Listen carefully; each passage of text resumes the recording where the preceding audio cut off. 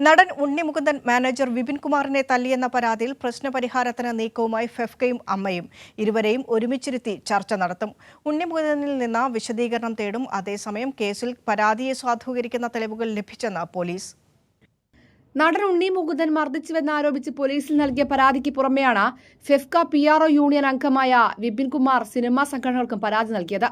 പരാതിയിൽ ഇടപെട്ട സംഘടനകൾ പ്രശ്നപരിഹാരത്തിന് ശ്രമിക്കുകയാണ്. ഇരുവരെയും ഒരുമിച്ചിരുത്തി ഇരു സംഘടനകളും നടത്തുന്ന ചർച്ചയിൽ ഉണ്ണിമുകുന്ദനോട് വിശദീകരണം തേടും. ജൂൺ 2-ന് അമ്മ ഓഫീസിലെത്താൻ ഉണ്ണിമുകുന്ദൻ നിർദ്ദേശം നൽകിയിട്ടുണ്ട്.